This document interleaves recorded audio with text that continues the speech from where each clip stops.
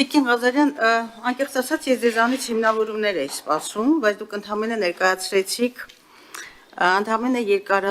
ներկայացրեցիք ուրեմն 22-րդ հոդվածում, տեսալսողական մեդիայի մասին 22-րդ հոդվածի երկրորդ մասում փոփոխությունը, ընդ որում այդ փոփոխությունը ամբողջությամբ չներկայացրեցիք, որովհետև այնտեղ նոր խմբագրմամբ դուրս է ճկունությունը, դուք միայն մեկնաբանեցիք, որ ավելի մեծ ճկունությունն է ձեր հիմնավորումը, այնտեղից դուրս է մնացել կրթամշակութային հաղորդումներ, որովհետև իրական, այսինքն գործող օրենքում 22-րդ հոդվածը ունի շարունակություն, այդ շարունակության մեջ մեկ համադասական, կարծես թե նախադասությունը կամ ընդհանրացակ նախադասությունը խոսում է նաև որոնցից մեկը պիտի լինի կրթական մշակութային ուղղվածության ստորադասականներ չեմ հիշում նախադասությունը ձեռքիս տակ այս պահին կարող եմ գտնել ասածից բովանդակությունը դրանից չի փոխվում, որովհետև ըստ էության դուրս են մնացել կրթական մշակութային հաղորդումների ուրեմն մասին օրենսդրական պահանջը։ Երկրորդը ես պիտի ուզենայի այս պահին ձեզանից եւ նախագծի համահեղինակ պարոն Գաբրելյանից շատ ավելի լուրջ հիմնավորումներ լսել, եւ ես կարծում եմ ոչ միայն ես ցանկություն ունեմ լսելու հիմնավորումները, այլև մեր հանրությունը, որովհետեւ այն հիմնավորումը, որը կցված է այս նախաձեռնությանը, բաղկացած է ընդամենը երկու կետից, առաջինով դուք անդրադարձել եք ընթացիկ իրավիճակին եւ երկրորդը ակնկալվող արդյունքներին։ Մենք որպես խորհրդարանական փորձառություն ունեցող այսպես պատգամավորներ, գոնե մեր փորձը ասում էր, որ հիմնավորումները գոնե պիտի 5 մասից բաղկացած լինեին, այնտեղ նշված լիներ, թե այս նախաձեռնության ակունքներում ինչ հանրային պատվեր կա, ովքեր են աշխատել այս նախաձեռնության վրա եւ հանրային պատվերը որն է, երկրորդը թե այս ուրեմն նախաձեռնությունը ռազմավարական ինչ փաստաթղթի Հայաստանի Հանրապետության կառավարության կողմից որդեգրված որ քաղաքականությունը սպասարկում։ Ես կուզենայի, որ այստեղ այս հիմնավորումներում իհարկե դուք հիմա միայն մեծ ճկունության մասին ասեցիք 3-ը 2-ի փոխարինելու ճկունությունը իհարկե դժվարություն ունեմ նվազագույնը 2-ը դժվարանում այդտեղ ճկունություն տեսնել։ Այս ակնհայտ երևում է եւ դուք էլ չեք թաքցրել իդեպ հանրային հեռուստաընկերությամբ հայտարարելով, որ ձեր թիրախում առանց հետևեթանքների, ես նույնիսկ ձեր բառն եմ հիշում, դուք ասացիք, որ առանց հետևեթանքների ուզում եմ հրապարակային ասել, որ սա հենց ուղղված է շողակաթ հեռուստաընկերությանը։ Եվ հիմա ես ուզում եմ, որ բացի այս ընդհանուր դիտողություններից, ընդհանրապես որ այս երկու բարբերությամբ, բացի ձեր սուբյեկտիվ գնահատողական դիտարկումներից, հիմա ես բարձրաձայնեմ թե դրանք որոնք են, պատճառում է որակական խնդիրներ, մասնավորապես ռեսուրսների դժվարին բաշխվածություն, բովանդակությունը առաջացնում է տարբեր հեռարձակողների ծրագրերում կրկնվող բովանդակություն, ցածր դիտարկվածություն, միգուցե դիտողականություն, կառավարման ծանրություն։ Հետո դուք նշել եք, որ հաշվի եք առել եվրոպական փորձը, ես կուզենայի, որ նաև մեր հանրությունը իմանար, թե եվրոպական ինչ փորձ է ընկած ուրեմն այս նախաձեռնության հիմքում, եւ նույնքան, որովհետեւ որևէ ուսումնասիրություն, որևէ վերլուծություն, ինստիտուցիոնալ խորքային վերլուծություն բացարձակապես այստեղ ներգրաված չէ եւ նաեւ չի կարող մի բան, որը խորապես ուսումնասիրված չէ կամ հանգամանալիորեն ուսումնասիրված չէ եւ ես որքան կարողանում եմ հասկանալ սա դեր հեղինակների, նախագծի հեղինակների սուբյեկտիվ դիտարկումների արդյունքներ, միգուցե եւ ձեր քաղաքական ողջ խմբի, այնտեղ որևէ հիմնավորում, հաստարկված տվյալներ այստեղ չկան։ Եվ դուք ակնկալում եք այսպիսի արդյունքներ, կապահովի բյուջետային միջոցների ավելի նպատակային եւ արդյունավետ օգտագործումը, ես շատ կուզենայի իմանալ, թե անարդյունավետ օգտագործման ինչ փաստեր ունենք, հանրային հեռարձակման ֆինանսական կայունությունը, արդյոք այս հանրային հեռարձակողը ֆինանսական անկայունության է բախվել, թե ոչ, որտեղից այս եզրակացությունը, տեխնիկական մարդկային ռեսուրսների գոտկացում, իդեպ այս գոտկացում բառը փորձեցին նաեւ Առնվազն տեղ վերիպակ կա, ես նորից կնայեմ հայ կխմբագրենք։ Շատ լավ, ամեն դեպքում փորձեցի բոլոր բացատրական բառարաններում հայերենի հասկանալ, թե ռեսուրսների գոտկացումը ինչ է, այդպես էլ չհասկացա, նույնը վերաբերում էր ցածր դիտարկվածությանը, դիտարկվածություն միգուցե նկատի եք ունեցել դիտողականությունը, չգիտեմ ինչ եք նկատի ունեցել, հետո դուք խոսում եք այստեղ կառուցվածքային օպտիմալացման որոշումների ընդունման գործընթացի ուրեմն որ առաջընթացիկության մասին երկու հանրային հեռարձակողների գործունեության ապահովում։ Այսինքն դուք այստեղ հստակ արդեն արդյունքների մեջ, ակնկալվող արդյունքների մեջ հստակ կանխորոշում ունեք, որ պիտի լինի երկու հանրային հեռարձակող, քիչ առաջ խոսում եք ճկունության մասին, եւ հանրային հեռարձակողների առաքելությունը ավելի լիարժեք իրականացում, եւ նաեւ այստեղ ունենք հանրային հեռարձակման այս համակարգի արդյունավետության մեջ խոսք է գնում նաեւ կառավարմանը։ Եվ ուզում եմ հասկանալ, արդյոք դուք կամ այսինքն նախաձեռնության հեղինակները որոշակի այսպես վերաբերմունք ունեք հանրային հեռարձակողի խորհրդի կամ ՀՌՀ-ի նկատմամբ, որովհետև այդպիսի եզրակացության կարող եմ գալ։ Ուրեմն առաջին հարց ամփոփում եմ. ինչ հիմքեր եւ ուսումնասիրություններ ունեք պնդելու, որ երրորդ ալիքի գոյությունը պատճառում է որակական խնդիրներ, կրկնվող բովանդակություն, ցածր դիտողականություն եւ անարդյունավետություն։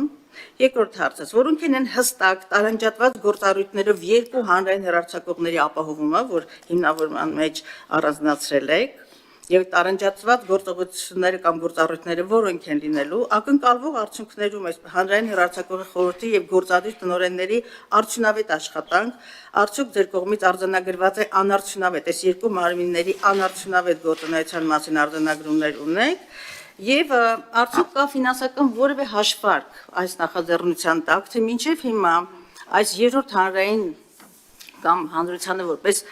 շողակաթ հայտնի հեռուստա ալիքը, հանրային ալիքը, ֆինանսական ինչ միջոցներ է այդտեղ ծախսվում եւ այդ միջոցների չափաբաժինը որքանն է այսպես մեր բյուջեի հաշվին, որքան Մայրաթորի կամ Հայաստանյաց առաքելական սուրբ եկեղեցու կողմից ֆինանսավորվող եւ հանրային այդ հեռուստաընկերության տվյալ ալիքի հեռարձակված հաղորդումների ծավալները, որովհետեւ դուք այստեղ շատ պատասխանատու ամրագրումներ եք արել առանց նշելու թե հաղորդումների ինչ ծավալներ ունեն եւ արդյոք ձեր նախատեսած բարելավումը ինչին է ուղղված լինելու։ Շնորհակալություն, ես փորձեցի առանձնացնել ինչ հարցեր հնչեցին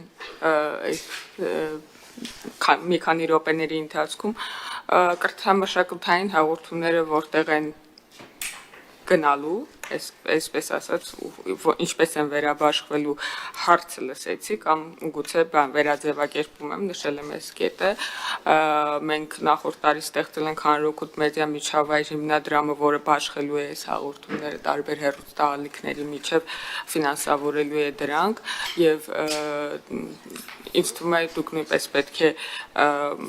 որպես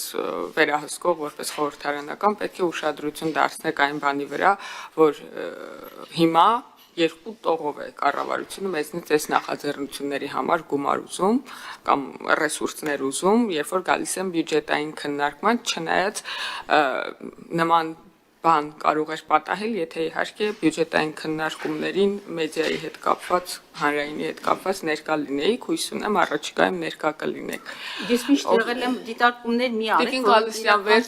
Տիկին Գալստյան վերջին բյուջեի վերջին քննարկմանը, երբ որ այստեղ էին հանրային հեռարձակողների խորհուրդը, վերջին անգամ չգիտեմ երբ է եղել, հանրային հեռարձակողների խորհուրդը, հեռուստատեսության եւ ռադիոյի հանձնաժողովը եւ հանրայինի գործադիր տնօրեն Հովհաննես Մովսիսյան, որի մասին դուք ժամանակ առ ժամանակ դուք նկատի չունեմ անձամբ դուք խորհրդարանականներ ժամանակ առ ժամանակ հիշատակում եք, այնտեղ մենակ ես էի, մեկ է պարոն Բաբայան, ոնց որ մի քանի րոպեով այնտեղ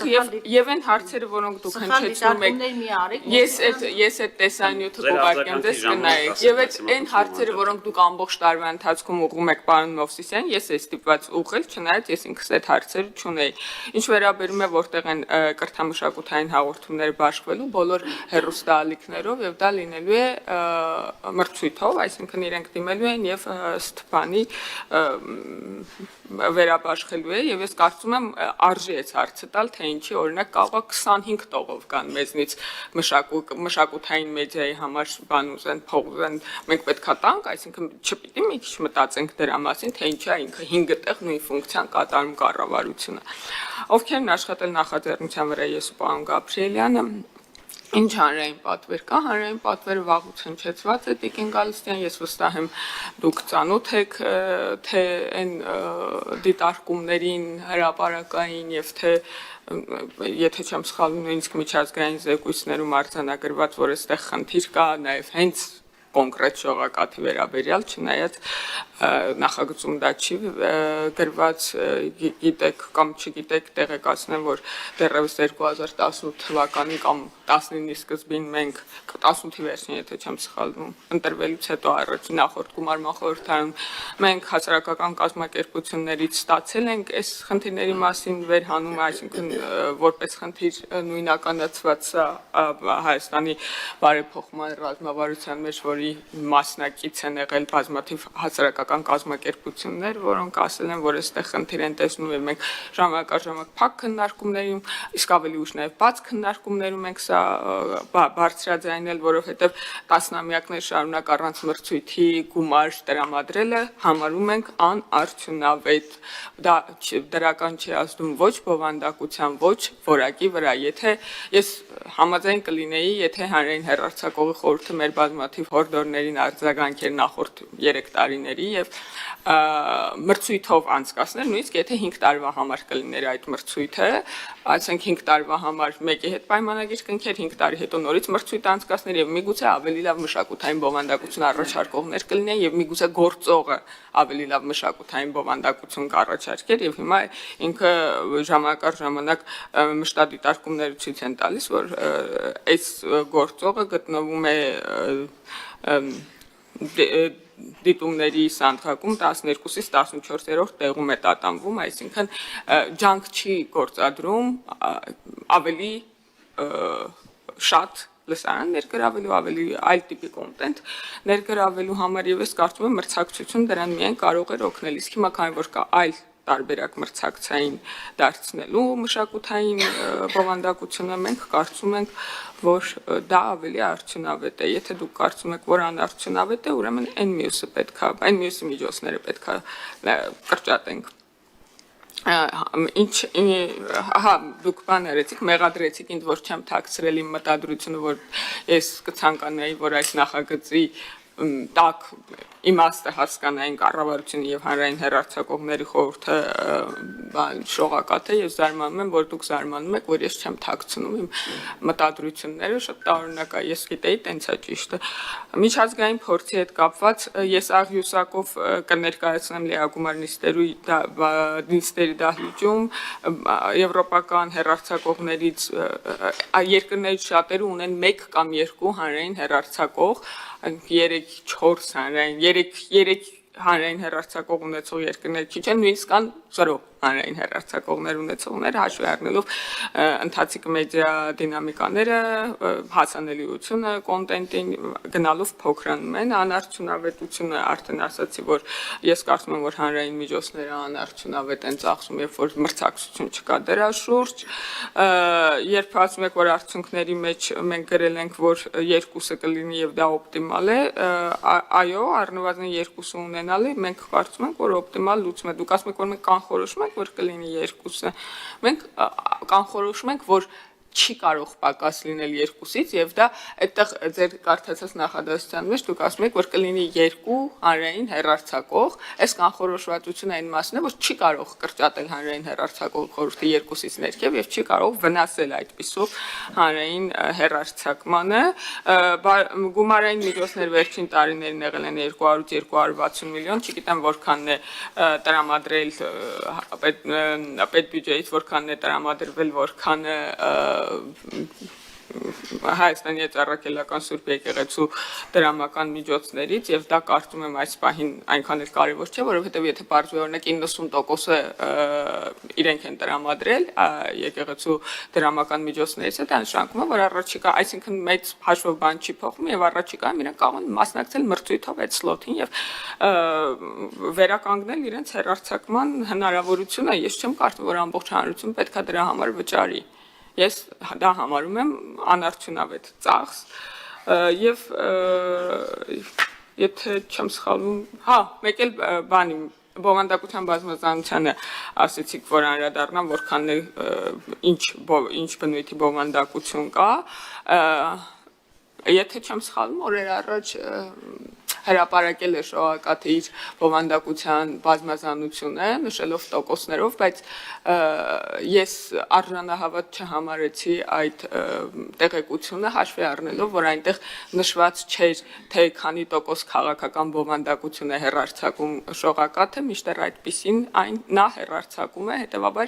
պետք է գուցե բան անել, էլի նոր մեթոդով հաշվարկել այդ տոկոսները, շնորհակալություն ասել, որ որպես հարակից ձեր առաջադրած թեկնածուն է այդ սուբյեկտը, ինչպես դուք նրան անվանեցիք։ Շատ լավ, Դուք Տիկին Գալստյան, դուք շատ լավ հոգևոր եւ մշակութային կրթություն եք ստացել, բայց նաեւ ձեր քաղաքական ուժի շնորհիվ է Վարդան Ղուկասյանը դառել Գյումրիում քաղաքապետ։ Դրա հետ էլ դուք առնչություն չունեք։ Միգուցե առհասարակ դաշնակցության հետ կապ չունեք եւ Կապ ունի Գյումրի ընտրություններում եք տեխնատը։ Հայաստան դաշինքի եւ պատիվ ունեմ դաշինքի շնորհիվ է դառել այնտեղ այդ մարդը քաղաքապետ։ Հա,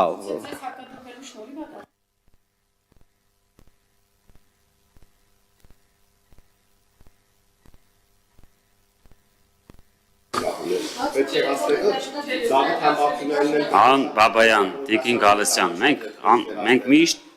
երկար կարող ենք խոսել եւ խոսում ենք, խնդրում եմ գոնե խնայենք մյուս նախագծերին։ դուք ասեցիք Շնորհակալ եմ։ Հարգելի գործընկերներ, որ բարձրախոսները անջատած են, ոչ մեկի տասասներ չի լսվում։ Դե խնդրեմ մի քիչ կամած ես նիստը շարունակեմ, դուք կարող եք WhatsApp-ով իրար հետ շփվել, գրեք, պատասխանել, այնտեղ էմոջիներ կան, կարող եք տենց լավ արտահայտել ձեր տեսակետ, հարգելի գործընկերներ, հետեւաբար շատ լավ է, որ տեսնում եք մեր դպրոցները։ Ովքեր են կողմ, պարոն Բաբայան, քվեարկության ենք հասնում, Տիկին Գալստյան, դուք մեկը միշտ չեք քվեարկում, թողեք գոնե պարոն Բաբայանը քվեարկի։ Ճիշտ է ինքը որ չքվեարկել մեծամասնություն ենք դեռ, բայց մի խանգարեք թող քվեարկի։